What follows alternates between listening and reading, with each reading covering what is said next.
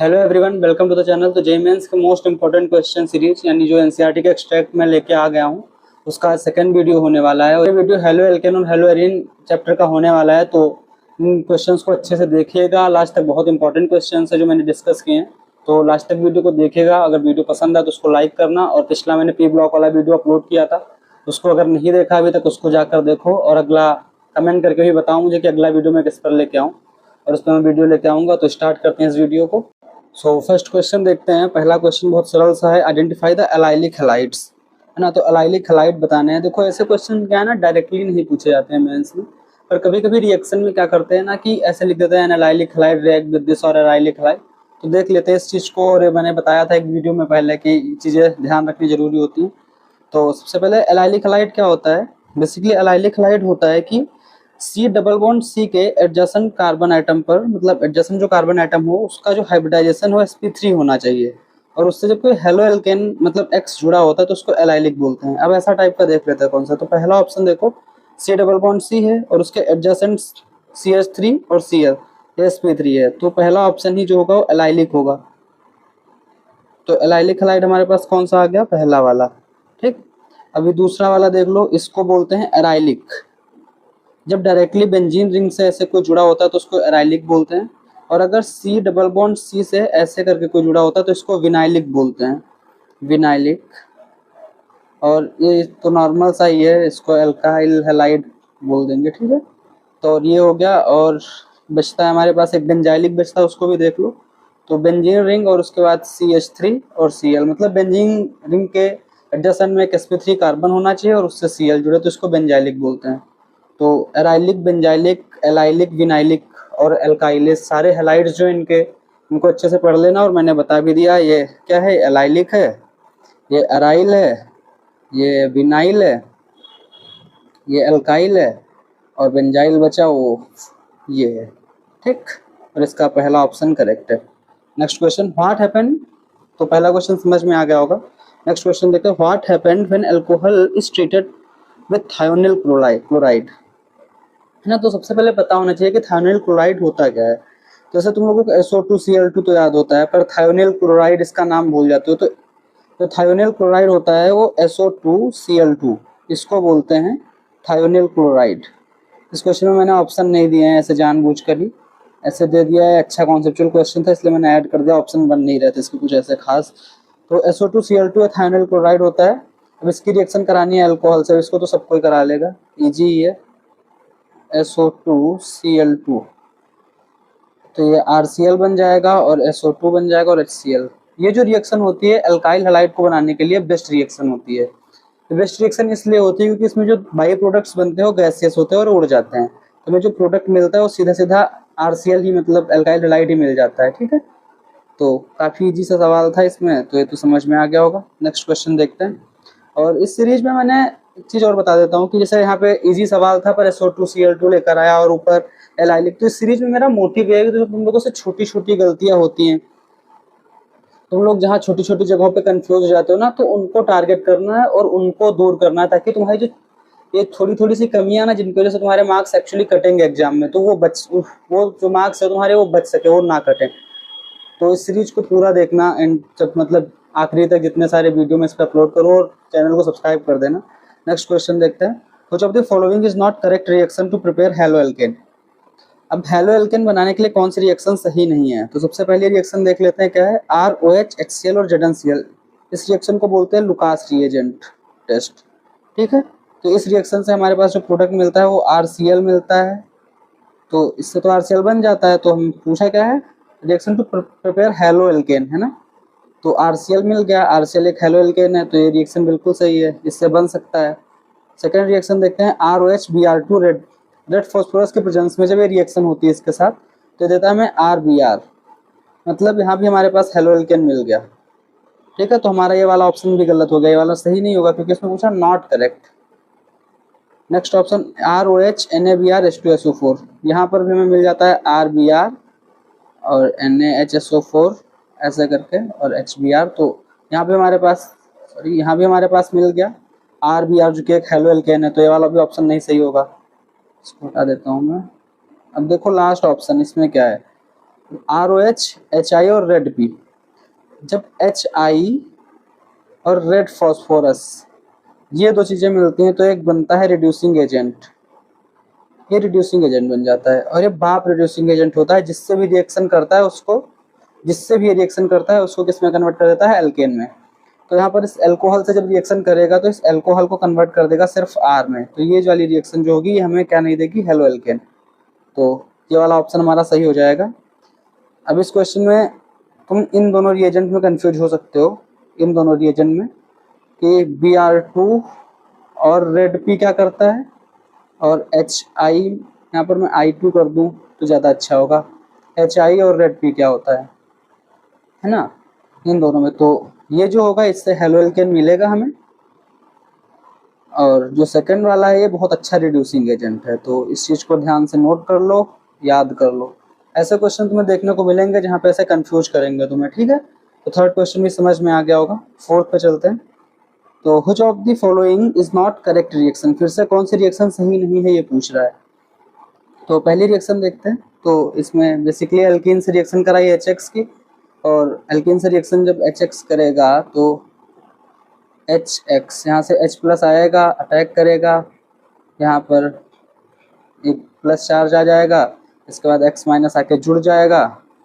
और तो ये बिल्कुल सही प्रोडक्ट हमारे पास जो प्रोडक्ट बना है वो बिल्कुल सही बना हुआ है प्रोडक्ट, यही प्रोडक्ट मिलेगा। सेकंड देखते हैं रिएक्शन, Br2 के साथ एल्केन की रिएक्शन होगी तब भी ये प्रोडक्ट मिलेगा, ये भी सही है, ठीक है। RiNaCl एसीटोन के प्रेजेंस में RCl।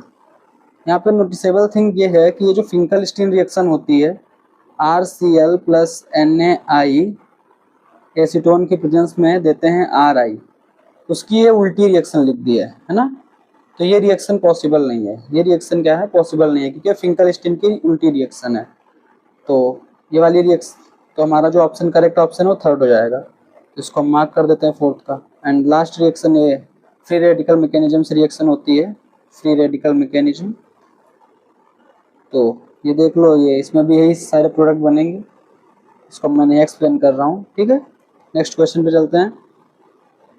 Which reaction of the given is named as the Schwarz reaction?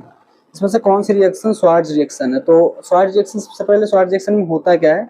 Schwarz reaction में क्या होता है कि एक CH3X टाइप कुछ है, यहाँ पे X हो सकता है तुम्हारा BrCl और I, ठीक है। यहाँ पर F- इस पर अटैक करके इसको हटा देता है और यहाँ पे बन जाता है CH3F टाइप कंपाउंड, ठीक। इसको बोलते हैं Schwarz रिएक्शन। अब देखो इन ऑप्शंस में चेक करते हैं। तो सबसे पहली रिएक्शन जो है ये तो नहीं होगी, क्योंकि ये तो फिंकलस्टीन है, मैंने ऊपर ही बता दिया तुम्हें। नेक्स्ट रिएक्शन क्या है? CH3Br AgF CO2, यहाँ से इसको F- मिलेगा और CH3F बन जाएगा। तो ये ऑप्शन बिल्कुल सही है। सेकंड ऑप्शन EtBr Hg2F2, यहाँ भी F- मिल जाएगा और यहाँ से F- Br पर अटैक कर Br को, और यहाँ से F- Br को रिप्लेस कर देगा और यहाँ पर आ जाएगा CH3 CH2 और F। तो ये जो दोनों रिएक्शंस हैं ये Schwarz रिएक्शन का एग्जांपल है। बी और सी, मतलब both B and C, option जो ऑप्शन नंबर डी है वो करेक्ट हो जाएगा। तो इसका जो सही आंसर होगा ऑप्शन नंबर डी होगा। तो होपफुली ये पांचों क्वेश्चंस आपको अच्छे से समझ में आ गए होंगे। सो नेक्स्ट क्वेश्चन पे चलते हैं। अगर कोई डाउट है तो कमेंट करके आप मुझसे पूछ सकते हैं। सो नेक्स्ट क्वेश्चन पे चलते हैं। नेक्स्ट क्वेश्चन में पूछ रहा है which of the reaction does not yield halo alkane as the product. कौन सी रिएक्शन ऐसी है जो कि halo alkane as a product नहीं देती है, ठीक है। तो फिंकलस्टीन रिएक्शन, तो फिंकलस्टीन मैंने अभी बताई थी आपको कि RCl टाइप कोई कंपाउंड है, उसको एसीटोन की प्रेजेंस में NaI के साथ रिएक्शन कराते हैं तो हमारे पास मिल जाता है RI, और ये क्या है? हेलो एल्केन है, ये हेलो एल्केन है, ठीक है। तो ये वाली रिएक्शन हेलो एल्केन देगी। और यहाँ पे डज नॉट यील्ड पूछा है। Schwarz रिएक्शन भी लास्ट डिस्कस की है, CH3Br, उसमें F- के साथ है CH3F दे देता है, ये भी हेलो एल्केन है। तो ये दोनों ऑप्शन तो नहीं सही होंगे। थर्ड देखते हैं सैनवियर रिएक्शन। सैनवियर रिएक्शन होती क्या है, इसको मैं हटा देता हूँ अभी। सैनवियर रिएक्शन देख लेते हैं क्या होती है। सैनवियर रिएक्शन होती है कि जब अमीन को, इसको जब हम रिएक्ट कराते हैं NaNO2HX के साथ, तो यहाँ पर हमारे पास मिल जाता है डायजोनियम आयन, ठीक है। ये चीज़ हमारे पास मिलती है यहाँ पर X-। अब इसको हम Cu2 X2, X यहाँ पर क्या हो सकता है Bri और Cl ये हो सकते हैं। तो इनसे जब रिएक्ट करा देते हैं तो क्या होता है कि ये जो Cl Bri है यहाँ पे जाके ऐड हो जाता है, सिंपली इसको रिप्लेस करते थे, X यहाँ पर आ जाता है और इस रिएक्शन को बोलते हैं हम सैनियर रिएक्शन। ठीक है, अब देखो ये जो प्रोडक्ट हमारे पास मिला है ये हेलो एल्केन पूछा है यहाँ पर, पहले हेलो एल्केन नहीं है, क्या है एराइल हैलाइड है। मैंने अभी फर्स्ट क्वेश्चन बताया था कि सारे सब में तुम्हें डिफरेंस करना आना चाहिए कि क्या होता है। पहले बताया एल्केन ही नहीं है और ये एराइल हैलाइड है ना, तो हमारा जो करेक्ट ऑप्शन हो जाएगा वो यही हो जाएगा, क्योंकि ये जो हमारे पास प्रोडक्ट दे रहा है वो कौन सा प्रोडक्ट दे रहा है, aryl halide. Aryl halide product हमें मिल रहा है इसका, एराइल हैलाइड, हैलाइड यहाँ पे प्रोडक्ट मिल रहा है। ठीक, और लास्ट वाला रिएक्शन देख लेते हैं ROH, तो RX दे देगा जो कि अगेन एक हेलो एल्केन हो सकता है। R कुछ भी हो सकता है पर यहाँ पर एल्केन भी हो सकता है, तो हेलो एल्केन बिल्कुल हो सकता है। ठीक, तो इसका जो करेक्ट ऑप्शन हो जाएगा वो C हो जाएगा। सो होपफुली ये वाला सवाल समझ में आ गया होगा। नेक्स्ट वाले क्वेश्चन पे चलते हैं, क्वेश्चन नंबर 7। अभी तक 6 क्वेश्चन ज़्यादा मतलब कुछ ऐसे डिफिकल्ट थे नहीं, बस छोटी छोटी चीज़ें थी जो पता होनी चाहिए, और ये सब चीज़ें NCERT की ही हैं। मतलब अभी तक जितने भी मैंने सवाल डिस्कस किए हैं इनमें से एक भी क्वेश्चन ऐसा नहीं है जो कि NCERT के बाहर का हो, ये सारे क्वेश्चन NCERT से ही हैं और NCERT की लाइन से ही हर एक सवाल आता है। मैंने जब एग्जाम दिया था मेरे भी 96 मार्क्स आए थे केमिस्ट्री में, और उसमें हर क्वेश्चन मतलब जितने भी सवाल मैंने किए थे मैंने मतलब एक छोड़कर सारे क्वेश्चन अटेम्प्ट किए थे, और सारे NCERT की लाइन से ही क्वेश्चन थे, कोई भी ऐसा क्वेश्चन नहीं था जो कि NCERT से बाहर हो। तो NCERT पढ़ना बहुत इंपॉर्टेंट तुम्हारे लिए, NCERT को पढ़ो अच्छे से और इस सीरीज को देखो, क्योंकि इस सीरीज में मैंने NCERT को अच्छे अच्छे क्वेश्चंस निकाल लिए जो मैंने अपने टाइम भी ऐसे ही किया था कि अच्छे अच्छे क्वेश्चंस मैं अपने आप से निकालता था और उनको मैं पढ़ के गया था, तो वही क्वेश्चंस मुझे मिल गए थे एग्जाम में। तो वैसे ही उसी तरीके से मैंने क्वेश्चंस तुम्हारे लिए बनाए हैं, तो इस सीरीज को अच्छे से देखना है एंड तक। ठीक है, तो क्वेश्चन नंबर 7 देखते हैं, what will the correct product of the reaction. इस रिएक्शन का करेक्ट प्रोडक्ट क्या होगा। ठीक, तो ये रिएक्शन क्या है, CH3X2Fe डार्क। देखो क्या होगा यहाँ पे, CH3X2Fe डार्क। ठीक है, तो बेसिकली इसमें क्या होगा कि जो X है ना, ये यहाँ पर अभी इसका मैकेनिज्म मैं नहीं डिस्कस कर रहा हूँ, मैं सीधा सीधा बता देता हूँ, मैकेनिज्म तुम पढ़ लेना। X क्या होता है यहाँ पर, या तो पैरा पोजीशन पर आता है या फिर ऑर्थो पोजीशन पर आता है। ठीक, ऑर्थो पैरा दोनों पोजीशन पर आ सकता है, तो इस पोजीशन पर भी आ सकता है X और इस पोजीशन पर भी आ सकता है, तो मतलब दो प्रोडक्ट बनेंगे। यहाँ पे हमें मिक्सचर मिलेगा प्रोडक्ट का। ऐसे क्वेश्चंस भी आते हैं, ऐसे क्वेश्चंस में देखने को मिलेंगे। मैकेनिज्म नहीं डिस्कस कर रहा हूँ, बहुत बड़ा हो जाएगा, वरना ऐसे वीडियो एक एक मैकेनिज्म अगर डिस्कस करने बैठा हो, तुमने पढ़ रखा होगा पहले ही मैकेनिज्म वगैरह। तो एक ये प्रोडक्ट बन जाएगा हमारे पास और एक ये प्रोडक्ट बन जाएगा। ठीक है, तो ये दो प्रोडक्ट हमें मिल जाएंगे। तो ऑप्शन ए और ऑप्शन बी, मतलब ऑप्शन ए और बी करेक्ट होना चाहिए। तो बहुत भी सॉरी यहाँ पर गलत हो गया है, गलत लिख गया यहाँ पर, both A and B are correct, ये कर लो। ठीक है, तो दोनों सही हो जाएंगे, both A and B are correct. तो ये थोड़ा सा करेक्शन कर लेना है, गलती से मैंने बी एंड सी लिख दिया था, तो both A and B are correct. So next question देखते हैं, 7th वाला भी समझ में आ गया होगा, और मैकेनिज्म में ज़्यादा डिस्कस नहीं करूंगा, क्योंकि मैकेनिज्म अगर डिस्कस करने लगा तो फिर वीडियो बहुत लंबी हो जाएगी, और बहुत सारे मैकेनिज्म हैं यहाँ पर। तो मैकेनिज्म तो तुम्हें पढ़ाए जाते हैं, तुम्हें टीचर्स भी पढ़ाते हैं, और NCERT का ये रहता है कि NCERT में छोटी छोटी चीज़ें मिस हो जाती हैं जो कि मेरे से पूछी जाती है, मेरा मोटिव है उनको कवर करना है यहाँ पे। ठीक है, तो देखते हैं next assertion reason question, ortho and para isomer can be easily separated. क्या बोल रहा है कि असर्शन रीजन क्वेश्चन है, असर्शन क्या है, ऑर्थो और पैरा आइसोमर्स जो है उनको इजिली अलग कर सकते हैं, और रीजन क्या दे रखा है, the difference between their melting point is high. हाँ, तो ये बिल्कुल सही बात लिखी है, जो ऑर्थो और पैरा आइसोमर्स होते हैं इनको इजिली सेपरेट कर सकते हैं। क्यों कर सकते हैं, क्योंकि इनका मेल्टिंग पॉइंट का जो डिफरेंस होता है वो ज़्यादा होता है, और ये मेल्टिंग पॉइंट का डिफरेंस ज़्यादा इसलिए होता है क्योंकि जो पैरा आइसोमर्स होते हैं ना वो सिमेट्रिकल स्ट्रक्चर होता है, तो सिमेट्रिकल स्ट्रक्चर होता है, और सिमेट्री होने की वजह से बहुत अच्छे से सेट हो जाते हैं। ठीक है, तो इनका मेल्टिंग पॉइंट जो होता है वो हाई होता है as compare to ortho.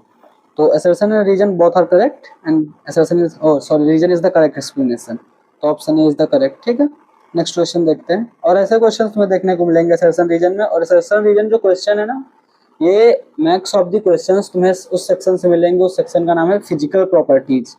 NCERT में एक पोर्शन होता है, उसका नाम होता है फिजिकल प्रॉपर्टीज करके। उसमें बहुत ज्यादा कॉन्सेप्चुअल चीजें लिखी होती हैं रीजन वाली, जैसे बॉइलिंग पॉइंट इसका कम उसका ज्यादा क्यों होता है, बॉन्ड स्ट्रेंथ में ऐसा फर्क क्यों आता है, मेल्टिंग पॉइंट, और ये सब सारी चीजें उसी में लिखी होती है फिजिकल प्रॉपर्टीज वाले टॉपिक में। और असर्शन रीजन क्वेश्चन ऑर्गेनिक के अंदर उसी से ही आते हैं। क्वेश्चन नंबर 9 की तरफ चलते हैं। तो question number 9, identify the name of the given reaction. इस रिएक्शन का नाम बताना है। इसका मैकेनिज्म मैंने ऊपर ही बता दिया है, सैंडमियर रिएक्शन है, ठीक है, सैंडमियर रिएक्शन है। तो उसको आगे वाले पे चलते हैं। हो गया,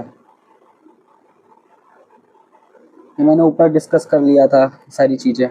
ये डायजोनियम आयन फॉर्म होता है, NaNO2HX और सब कुछ, N2 उड़ जाएगा हवा में। अगला question 10th, assertion the fluoro compounds halluarine are not prepared by the electrophilic substitution reaction। जो फ्लोरो कंपाउंड होते हैं हेलोअरीन के, ये ऐसे टाइप के कंपाउंड नहीं बनते हैं। क्यों नहीं बनते हैं? बिल्कुल सही बात है, बनते तो नहीं है, ठीक है। तुमने भी देखा होगा ऐसा कंपाउंड, नहीं दिखा होगा तुम्हें कभी।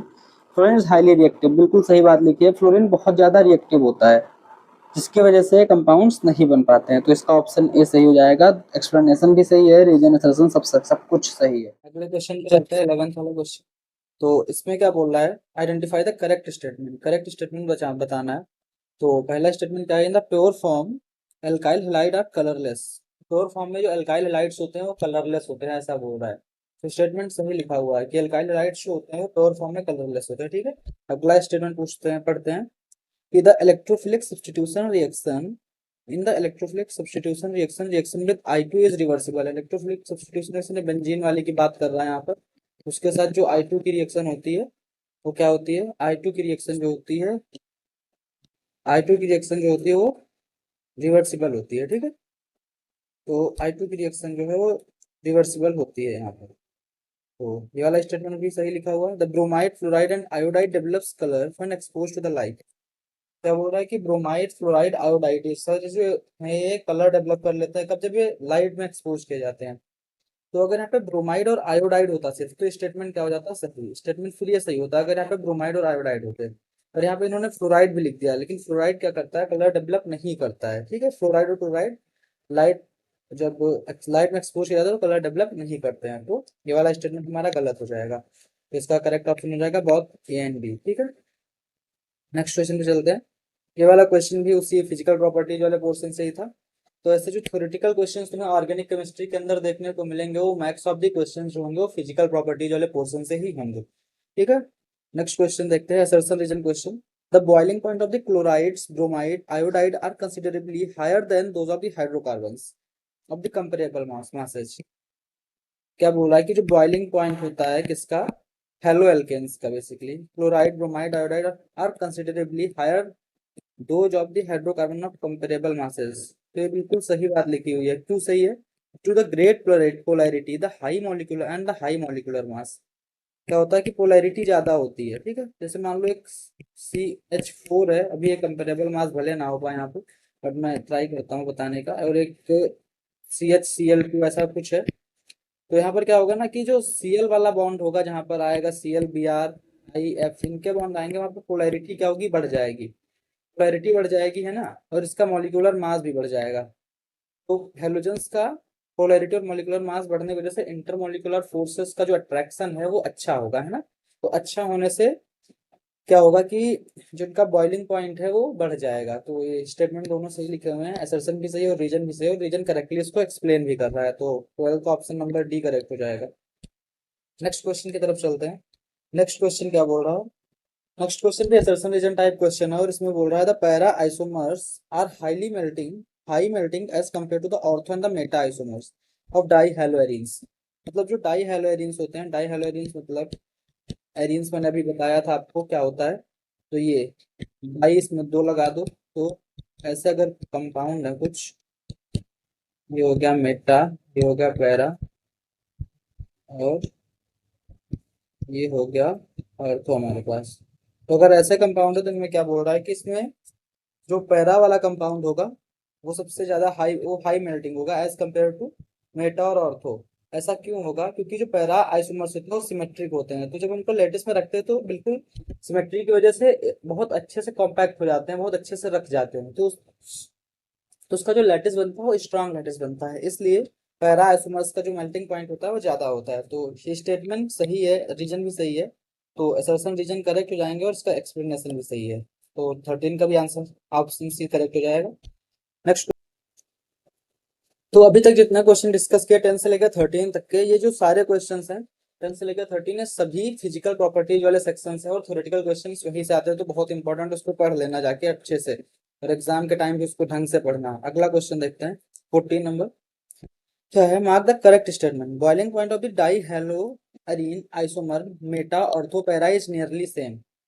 तो बॉइलिंग पॉइंट जो होता है डाई हेलोइडिन का, वो क्या होता है? नियरली सेम होता है, सेम होता है नियरली। ये चीज याद कर लो। जो मेल्टिंग पॉइंट होता है उसमें वेरिएशन होता है, पर बॉइलिंग पॉइंट में 2-4 डिग्री का, मतलब 2-4 केल्विन का ही वेरिएशन होता है, तो लगभग लगभग सेम होता है। तो ये स्टेटमेंट सही लिखा है। अगला देखते हैं, the polychloro derivative of the hydrocarbon are heavier than H2O। ये भी सही लिखा हुआ है। इसके जो डेरिवेटिव होते हैं हाइड्रोकार्बन के, पॉलीक्लोरो पानी से भारी होते हैं, सही बात है। अगला, haloalkanes are highly soluble in water, गलत है ये। जब तुम सॉल्युबिलिटी वाला टॉपिक पढ़ोगे इसका फिजिकल प्रॉपर्टीज के अंदर, उसमें तुम्हें पता चलेगा कि जो हेलो एल्केन्स होते हैं वो पानी के अंदर बहुत स्लाइटली सॉल्युबल होते हैं, और उसका रीजन नेक्स्ट क्वेश्चन उसी पे है, तो असर्शन रीजन, तो उसमें बताएंगे उसका रीजन क्या है। अगला ऑप्शन क्या है? Haloalkanes are easily dissolve in the organic solvent, ये वाला बिल्कुल सही लिखा हुआ है। तो मतलब फर्स्ट, सेकंड और फोर्थ ये सही हो जाएंगे। और ऐसा एक ट्रेंड बना हुआ है, ऐसे सवाल बहुत आते हैं मेंस में, है ना? तो फर्स्ट, सेकंड और फोर्थ वाला ऑप्शन लगा देंगे इसमें। कौन सा? C. Option C is the correct. अब 15 क्वेश्चन देख लेते हैं। ये वाला ठीक है क्वेश्चन था, मतलब थोड़ा सा कंफ्यूजिंग था। जैसे यहाँ पे बॉइलिंग पॉइंट वाला पॉइंट ले लिया कि boiling point of the dihaloarenes are nearly same. अभी ऊपर बताया था कि मेल्टिंग पॉइंट जो होता है उसमें वेरिएशन होता है, फिर बॉइलिंग पॉइंट में नहीं होता, तो थोड़ा सा कंफ्यूजन हो सकता है यहाँ पे बेसिकली।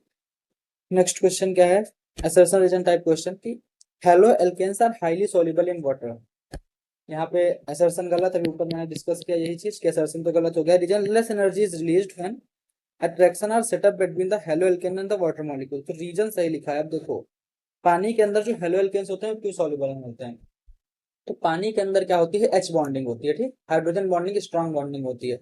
और इसके बाद जो, जिससे CH Cl3 ऐसा टाइप कोई कंपाउंड है, तो इसके बीच में जब बॉन्ड टूटता है CCl का बॉन्ड टूटने पे जो एनर्जी रिलीज होती है, वो एनर्जी इतनी सफिशियंट नहीं होती है कि पानी की हाइड्रोजन बॉन्डिंग को तोड़ सके।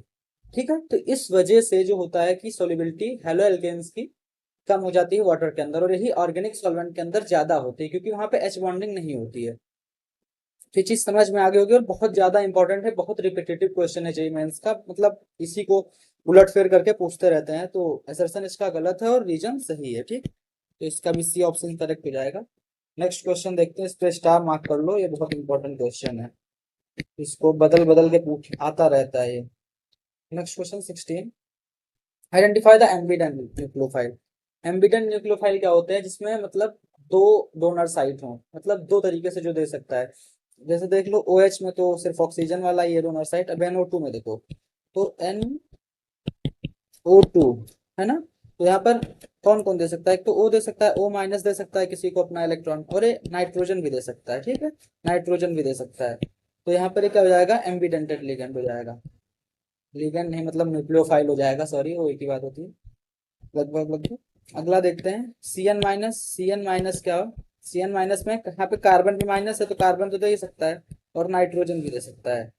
तो यहाँ से आइसोसाइनाइड और साइनाइड दोनों टाइप के कंपाउंड फॉर्म होते हैं CN- से। तो ये दोनों क्या हो जाएंगे? एम्बिडेंटेड न्यूक्लियोफाइल्स हो जाएंगे। तो बी एंड सी करेक्ट हो जाएंगे, तो both B and C are correct. तो ऑप्शन बी हमारे यहाँ पे करेक्ट आंसर हो जाएगा।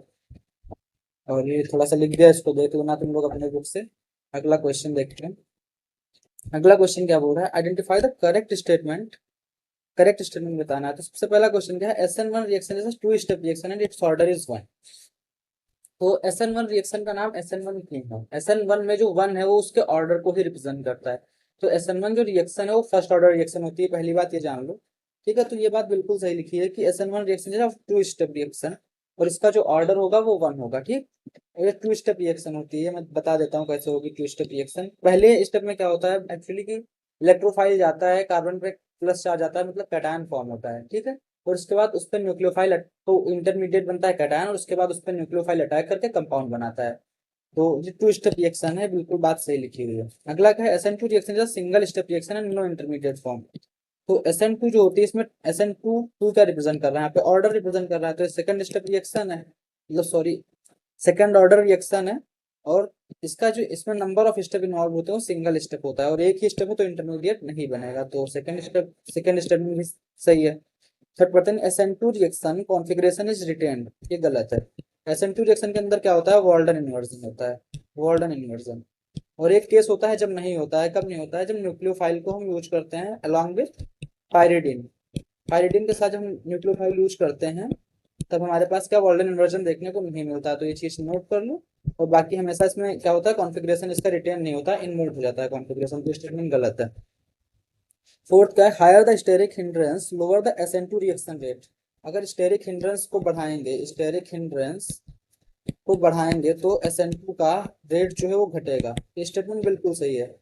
अगर हम बढ़ाएंगे स्टेरिक हिंड्रेंस को SN2 का रेट घटेगा, क्योंकि न्यूक्लियोफाइल अटैक करता है SN2 में जाके कार्बन पे, तो जब आसपास बहुत सारे एटम होंगे तो फिर उसको अटैक करने में प्रॉब्लम होगी, तो स्टेरिक हिंड्रेंस बढ़ने के साथ क्या होगा, SN2 का रेट घट जाएगा।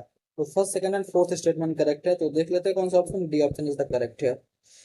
सो नेक्स्ट क्वेश्चन पे चलते हैं, question number 18, compare the rate of the SN1 reaction. SN1 लिखा हुआ है, SN1 रिएक्शन, SN1 का रेट कंपेयर करना है। तो SN1 में भी मैंने क्या बताया था कि SN1 क्या है, टू स्टेप रिएक्शन है, टू स्टेप रिएक्शन है, तो उसमें एक इंटरमीडिएट फॉर्म होता है, और वो इंटरमीडिएट होता है कार्बन कटायन, कार्बन कटायन। तो इसकी जो रिएक्शन की रेट है वो किस पे डिपेंड करेगी, stability of the plus charge.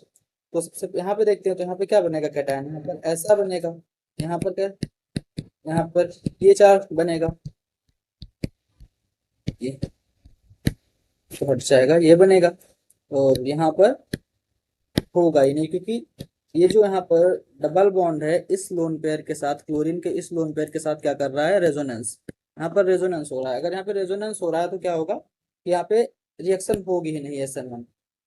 तो सबसे कम रेट तो डी का आ गया, देख लो डी का रेट किसमें सबसे कम है, तो ये वाला ऑप्शन तो एलिमिनेट हो गया।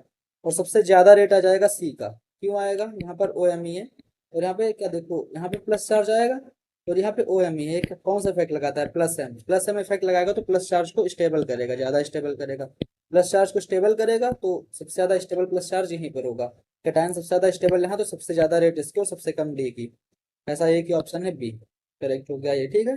तो ऐसे थोड़ा क्वेश्चंस को करो, सारे करने की जरूरत नहीं होती, सबसे पहले सबसे कम वाला देख लो, सबसे ज्यादा वाला देख लो, एक ही ऑप्शन वाला मार्क कर दो, टाइम बचेगा। अगर फिर भी अगर उन्होंने ऐसे ऑप्शन उल्टे सीधे कर रखे तो फिर तुम्हें पूरा करना ही पड़ेगा, पर यहाँ हो गया, तो ऐसी चीजें भी करना, एग्जाम में ध्यान रखना, ऐसी चीजें कर सकते हो, ठीक है। नेक्स्ट क्वेश्चन देखते हैं, नेक्स्ट क्वेश्चन है, नेम द गिवन रिएक्शन, इस रिएक्शन का नाम लिखना है। इसमें क्या हो रहा है, RX को हमने रिएक्ट कराया है 2Na से, और हमें मिल जाता है RR। तो कुछ नहीं है इसमें, इस रिएक्शन का नाम है, फ्री रेडिकल मैकेनिज्म से रिएक्शन होती है, पहली बात ये देख लो, फ्री रेडिकल मैकेनिज्म है इसका, और इस रिएक्शन का नाम होता है Wurtz reaction, Wurtz reaction, Wurtz reaction, ठीक। तो ये ऑप्शन ये करेक्ट हो जाएगा इसका। नेक्स्ट क्वेश्चन देखते हैं, एसर्शन, एसर्शन रिजल्ट फिर से आ गया, तुम्हारा सबसे अच्छा दोस्त नहीं दुश्मन, जिससे तुम्हें डर लगता है। असर्शन रीजन क्या बोल रहा है, पहला असर्शन क्या है, the Grignard reason the carbon atom has a fully negative charge, भाई गलत है ये। ग्रिग्नार्ड रीजन में क्या होता है, कार्बन एटम पे डेल माइनस होता है, डेल माइनस होता है ना, कार्बन एटम पे फुल्ली नेगेटिव चार्ज नहीं होता है, तो ये तो बात गलत हो गई। अभी रीजन पढ़ते हैं, the carbon magnesium bond in the Grignard reason is highly polar, polar तो होता ही है क्योंकि वो एक मेटल नॉन मेटल है, तो फिर पोलर बॉन्ड तो होगा। एंड नेचर एंड कोवलेंट, लेकिन जो बॉन्ड इनके बीच का बनता है वो बनता है कोवलेंट बॉन्ड, कोवलेंट बॉन्ड। और यही रीजन है कि उसके बीच में जो कार्बन पर जो चार्ज है वो फुल्ली निगेटिव नहीं आता, तो असर्शन गलत है, रीजन सही है, असर्शन गलत रीजन सही है, ऐसा ऑप्शन ढूंढो इसमें, तो ऑप्शन सी है करेक्ट हमारे पास। तो क्वेश्चन नंबर 20 भी हो गया, इजी था। तो होपफुली क्वेश्चन नंबर 20 तक अभी तक सारे सवाल समझ में आ रहे होंगे। तो अभी अगले क्वेश्चन पे चलते हैं, क्वेश्चन नंबर 21 देख लेते हैं। तो ये काफ़ी अच्छा क्वेश्चन है, इंटरेस्टिंग सा। इसमें क्या पूछ रहा है, what will be the product, यहाँ पर एक ग्रिग्नार्ड रिएजेंट दिया हुआ है, इस चीज़ से रिएक्शन कराइए, और इससे बड़ा सा कोई कंपाउंड है उससे रिएक्शन कराइए, और एक ग्रिग्नार्ड रिएजेंट दिया है।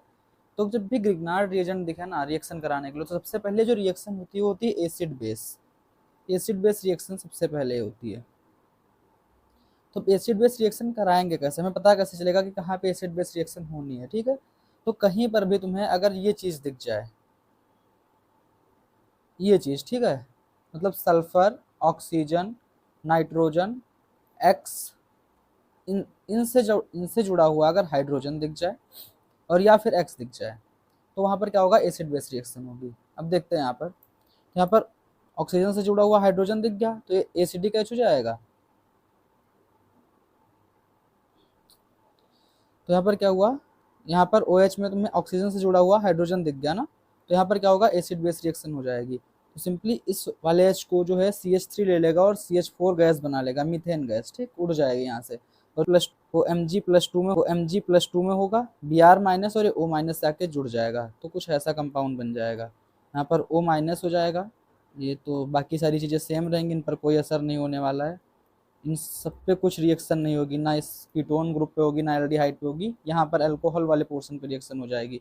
क्यों, क्योंकि यहाँ पर एसिड बेस रिएक्शन होनी है, ठीक है। तो ऐसा वाला कंपाउंड देख लेते हैं कौन सा है, तो ऑप्शन चेक करते हैं एक बार। तो पहले ऑप्शन में क्या किया है, पहले ऑप्शन में तो गलत हो गया भाई, यहाँ पे रिएक्शन करा दी इन्होंने। दूसरा ऑप्शन इन्होंने क्या किया है, दूसरे ऑप्शन में है यहाँ पर O माइनस सही है, ये चीज़ सही है, सब सही है, मतलब बी ऑप्शन जो है इसका करेक्ट हो जाएगा, और बाकी तो सारे गलत ही हैं। ऑल ABC फॉर्म इन 111, ये तो गलत है, बिल्कुल वाहियात चीज़ है, ऐसा कुछ नहीं होने वाला है। सबसे एसिड बेस रिएक्शन बहुत फास्ट होती है, बहुत फास्ट रिएक्शन है, बहुत फास्ट रिएक्शन है, तो एसिड बेस रिएक्शन ही इस क्वेश्चन में हो जाएगी। जब भी ग्रिग्नार्ड रिएजेंट दिखे तो सबसे पहले कौन सी रिएक्शन करानी है, एसिड बेस रिएक्शन, बाकी सब इसके बाद, ठीक। इसका बी ऑप्शन करेक्ट है। नेक्स्ट क्वेश्चन देखते हैं 22, compare the rate of the reaction to replace halide by the hydroxyl group. Hydroxyl group से हेलाइड को हटाना है in the presence of NOH। तो ये वाली जो रिएक्शन होती है ना, इसमें एनायन फॉर्म होता है, एनायन फॉर्म होता है, तो एनायन की स्टेबिलिटी कहाँ से पता चलती है, इस जगह पे एनायन बनता है, और एनायन की स्टेबिलिटी हमें कहाँ से पता चलती है, जब -M ग्रुप आएगा, जितना ज़्यादा -M ग्रुप होगा उतना ज़्यादा स्टेबल एनायन होगा और उतनी फास्ट रिएक्शन होगी। तो देख लेते हैं सबसे ज़्यादा -M वाले, तो सबसे ज़्यादा यहाँ पर है -M वाले, देखो यहाँ से पैरा से इफेक्ट लगा रहा है ये, ठीक है, ऑर्थो से, तो सबसे ज़्यादा रेट किसकी ज़्यादा होगी, 4th की। अब देखते हैं इसमें, तो सेकंड वाले में देखो, तो सेकंड वाले में पैरा से एक लगा रहा है और ये वाला यहाँ पर कौन सा इफेक्ट है, यहाँ पर भी ऑर्थो से भी एक लगा रहा है, तो सेकंड नंबर पर इसकी रेट होगी, फिर सेकंड, फिर फर्स्ट की, तो ये आ जाएगा रेट ऑफ द रिएक्शन। तो देख लेते हैं, ऐसा ऑप्शन बी नंबर है, तो बी वाला ऑप्शन करेक्ट हो जाएगा इसके लिए भी, ठीक है। नेक्स्ट क्वेश्चन देखते हैं, अभी इजी सा क्वेश्चन था। नेक्स्ट क्वेश्चन है, match with the correct name reaction, correct name reaction से मैच करना है इसको। तो पहली रिएक्शन देखो, यहाँ पर एक हेलाइड, एराइल हेलाइड है, जिसको Na और Rx से ट्रीट कराया गया है, तो इस रिएक्शन का नाम क्या होता है, Wurtz Fittig reaction, Wurtz Fittig reaction, ठीक है। तो पी का 2। अगली रिएक्शन, यहाँ पर भी एराइल हेलाइड है और Na ड्राई ईथर, इसको सीधा ड्राई ईथर के साथ रिएक्ट करा दिया, इसको बोलते हैं वुड्स रिएक्शन, वुड्स रिएक्शन, ठीक है। सॉरी, वुड्स रिएक्शन नहीं बोलते, इसको फिटिक रिएक्शन बोलते हैं, इसको फिटिक रिएक्शन बोलते हैं। इस वाली रिएक्शन को जब COHCl रिएजेंट होता है तो उसको बोलते हैं गैटरमैन कॉच रिएक्शन, तो गैटरमैन लिखी हुई है, मतलब इसका तो फर्स्ट हो जाएगा, इसका क्या हो जाएगा, थर्ड हो जाएगा, एक बचा हो तो फोर्थ हो जाएगा, फिंकलस्टीन पता ही है। तो देख लेते हैं, P का सेकेंड, Q का थर्ड, R का फर्स्ट और S का फोर्थ, तो हमारा ऑप्शन बी इसका भी करेक्ट हो जाएगा।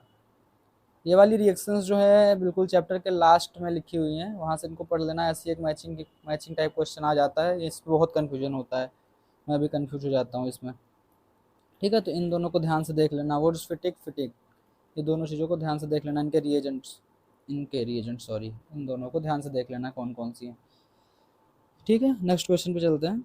तो क्वेश्चन नंबर 24 क्या है, the correct arrangement for the order of the electrophilic substitution reaction. Electrophilic substitution reaction में क्या होता है, बेंजीन पर प्लस चार्ज आता है, और प्लस चार्ज बेंजीन पे जब आएगा तो उसकी स्टेबिलिटी कहाँ से देखेंगे, उसकी स्टेबिलिटी हम देखेंगे किससे, कि वहाँ पे कोई +M या +H या +I वाला ग्रुप है या नहीं है। तो जैसा अगर ग्रुप प्रेजेंट होगा तो उसकी स्टेबिलिटी ज़्यादा होगी, तो उसका ऑर्डर जो होगा, उसका जो मतलब रेट होगा वो फास्ट होगा। तो यहाँ पर देखो, यहाँ पे CH3 है, CH3 क्या लगाएगा, +H इफेक्ट लगाएगा, OCH3 है ये +M लगाएगा, NO2 है तो -M लगाएगा, और यहाँ पे कुछ नहीं लगेगा, कुछ नहीं लगेगा यहाँ पर। अब देखो सबसे ज़्यादा किसकी रेट होगी, जहाँ पे प्लस एम लग रहा है तो सबसे ज़्यादा रेट किसका होगा, सेकेंड का। फिर इसके बाद यहाँ पे प्लस एच वाले का, और फिर जिसमें कुछ नहीं लग रहा है उसका, और फिर जिसमें माइनस लग रहा है, क्योंकि ये क्या कर रहा है, डिक्रीज कर रहा है उसकी रेट को, तो इसका सबसे कम हो जाएगा। तो ये ऑर्डर आ जाएगा second, first, fourth, third. Second, first, fourth, third, उसका करेक्ट ऑप्शन जो हो जाएगा वो सी हो जाएगा। ठीक, नेक्स्ट क्वेश्चन देखते हैं। Number of the halobenzene that can prepared from the Sandmeyer reaction. Sandmeyer reaction से कौन कौन से हेलोबेंजीन बन सकते हैं, तो मैं बता दूं, जो सैंडमियर रिएक्शन होती है ना, उसमें जो एक्स होता है वो Cl और Br होता है। ठीक, तो क्लोरो और ब्रोमो वाले जो हेलोबेंजीन्स होते हैं वही बनते हैं सैंडमियर रिएक्शन से। तो इसमें से देख लो, क्लोरो और ब्रोमो वाले, फ्लोरो वाला तो ऐसे भी नहीं बनेगा, और आई वाला भी नहीं बनता है उससे। ठीक है, आई के लिए वहाँ पर हमें स्पेशल एक के आई रिएजेंट, के आई यूज करना पड़ता है, वो अलग है, वो एनसीईआरटी से एक बार आप पढ़ लेना उसको जाके देख के, वो पूरी थ्योरी लिखी हुई है सैंडमियर रिएक्शन के अंदर। ठीक है, प्रिपरेशन में है वो, तो उसको पढ़ लेना। तो ये सारे नहीं बनेंगे, तीन जो है वो नहीं बनेंगे। तो Cl और Br बन जाएंगे तो 2 बनेंगे, 3 नहीं बनेंगे। तुम्हारा जो करेक्ट आंसर हो जाएगा कौन सा हो जाएगा, 3, सी। नेक्स्ट क्वेश्चन देखते हैं, क्वेश्चन 26। इस चीज़ की रिएक्शन करानी है ए बी सी डी। यहाँ पर ए क्या है, ए बी सी डी। ठीक है, सबसे पहले KOH एल्कोहलिक से कराते हैं। तो जब देखो ये क्या है, एक हेलो ब्रोमो कंपाउंड है। ठीक है, तो इसमें क्या होगा, देखो KOH से रिएक्शन कराएंगे और एल्कोहलिक, तो जब भी बेस एल्कोहलिक प्रेजेंस में आता है, मतलब स्ट्रॉन्ग बेस है KOH, स्ट्रॉन्ग बेस और एल्कोहल जब भी रिएक्शन करता है, तो क्या रिएक्शन का मैकेनिज्म तब होता है, एलिमिनेशन। तो यहाँ पर रिएक्शन मैकेनिज्म जो होगा वो E2 होगा, एलिमिनेशन रिएक्शन होगी, और यहाँ पर क्या बन जाएगा, एल्कीन बन जाएगा। ठीक है, तो यहाँ पर बन जाएगा एल्कीन। तो फर्स्ट वाले का, ए का क्या होगा, एल्कीन, एल्कीन बनेगा। तो यानी ए का थर्ड देख लो, अभी एक से ही हो जाएगा। देखो अभी एक से ही हो गया ये। फिर बाकी वाले कर लेते हैं। केसियन एल्कोहलिक, एल्कोहलिक केसियन है, तो यहाँ पर SN2 रिएक्शन होगी। देखो Br और KCN। ठीक है, माइनस। अब यहाँ पर क्या होगा, यहाँ पर आके Br को हटा के CN जुड़ जाएगा। CN क्यों जुड़ेगा, NC नहीं जुड़ेगा, CN जुड़ेगा, क्योंकि C पर माइनस और माइनस वाला आके जुड़ेगा। तो ये जो बनेगा वो क्या बनेगा, नाइट्राइल बनेगा, नाइट्राइल। तो नाइट्राइल कौन सा है हमारा, फर्स्ट, इसका हो जाएगा AgNO2। AgNO2 में देखो क्या होगा, इससे रिएक्शन होगी, और कौन सी रिएक्शन होगी, SN2 रिएक्शन होगी, SN2 रिएक्शन होगी, SN2 रिएक्शन होगी। तो यहाँ पर क्या मिलेगा हमें, ऐसा नाइट्रो एल्केन हमारे पास बन जाएगा, नाइट्रो एल्केन। ठीक है, ये नाइट्रो एल्केन बन जाएगा। तो इसका हमारे पास क्या आ जाएगा, फोर्थ वाला। और इसके बाद ये जो लास्ट है इसमें तो एस्टर बनेगा। तो 3142, 3142। तो फर्स्ट वाला ऑप्शन करेक्ट होगा। वैसे एक से ही हो गया, तो जब ऐसा हो कभी दिखे ना कि एक से कोई हो रहा हो, तो पहला ऑप्शन एक मैचिंग में क्या करो, पहले ऑप्शन चेक कर लो कि अगर कोई एक ही से हो रहा है तो उसको कर लो, पहले उसको खत्म कर दो, तुरंत हो जाएगा। तो ये एक से हो रहा था तो इसको ऐसे ही करना था। ठीक, तो ये हो गया। लास्ट क्वेश्चन है 27 थिंग, आई थिंक। हाँ, तो लास्ट क्वेश्चन इसको भी डिस्कस कर लेते हैं, फिर खत्म करते हैं इस सेशन को। तो इसको देखते हैं। Mark the correct statement. तो जेईई मेंस का PYQ है। ठीक है, mark the correct statement for the given reaction. और इस रिएक्शन में करेक्ट स्टेटमेंट तुम्हें बताना है। तो देखो ये क्या होगा, AlCl3, ये Cl खा जाएगा यहाँ से, यहाँ पर प्लस चार्ज आ जाएगा। ठीक है, शुरू करता हूँ सीधा बताना मैकेनिज्म इसका। यहाँ पर प्लस चार्ज आएगा, Cl उड़ जाएगा यहाँ से। अब यहाँ से प्लस चार्ज आएगा, यहाँ पर जुड़ेगा जाके। ठीक है, ये देखो, ये यहाँ पर OCH3NO2। अब देखो 1 2 3 4, यहाँ पर प्लस चार्ज आएगा, और एक ये है। तो 1 2 3 4, अच्छा, और ये यहाँ आके इससे ऐड होगा, तो ऐसा टाइप कंपाउंड बनेगा।